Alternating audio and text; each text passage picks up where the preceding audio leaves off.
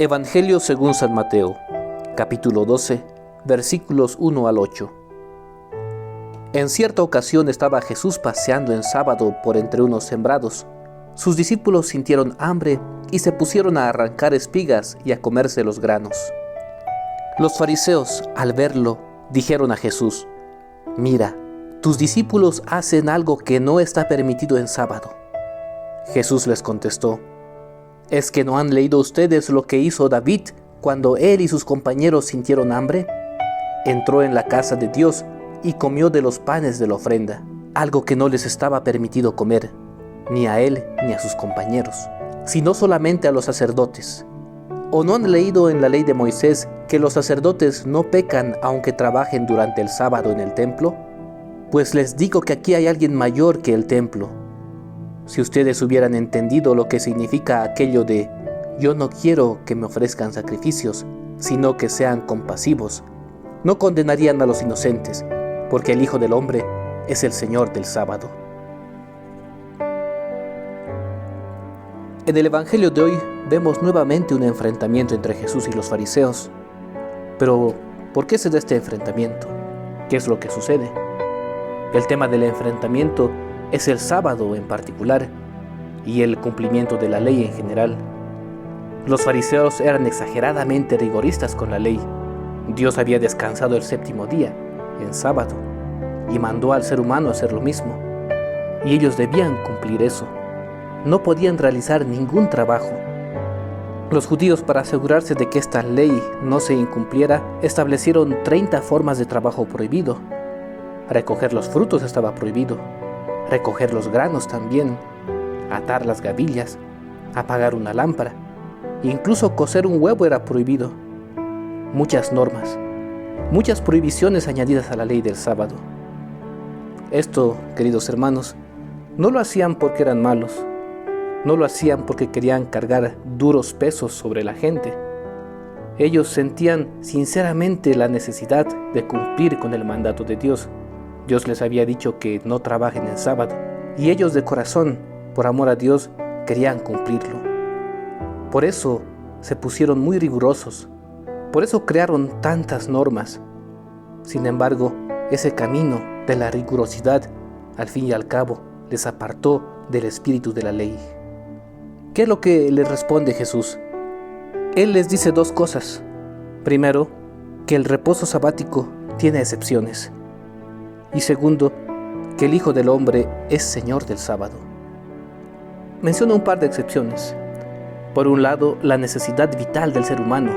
Tenían hambre, nos dice David y sus compañeros, y ellos entran al templo y comen del pan que era parte de la ofrenda, algo que estaba reservado para los sacerdotes, pero no se lo reprochan, no se lo recriminan, no lo juzgan, no lo condenan. ¿Por qué? Porque la necesidad vital era primero. Tenían hambre, estaban hambrientos, nos dice. Por eso, sobre el cumplimiento de estos preceptos está la vida humana. Más importante que estos detalles era la vida del ser humano. Por otra parte, el servicio del templo también era considerado más importante que el cumplimiento de la ley del sábado. ¿Cuál era ese servicio? Presentar ofrendas, presentar sacrificios, realizar los rituales. Todo esto nos dice el Evangelio que no era considerado un pecado, no era considerado como una falta contra la ley. ¿Por qué? Porque ese servicio del templo, ese servicio religioso, era más importante que la ley del sábado. Hoy en día, queridos hermanos, estamos también llamados a reflexionar sobre estos mismos puntos. Ponemos en primer lugar la vida del ser humano, sobre nuestras prácticas y nuestras tradiciones. Por ejemplo, supongamos que tenemos acá la oración del día. Los religiosos lo tenemos, ¿no? En la mañana, las laudes, en la tarde, las vísperas. Por las tardes necesitamos reunirnos y orar juntos. Sin embargo, ¿qué pasa si viene a la puerta alguien y toca pidiendo que vayamos a visitar a un enfermo? Cosa que ya ha ocurrido algunas veces. Alguien que está moribundo en un hospital. Uno necesita ir, debe ir. No puedo decir, me toca la oración, son las 6 de la tarde, tengo que entrar a rezar las vísperas. Si hiciera eso, estaría poniendo mis preceptos, mis prácticas sobre la vida del ser humano.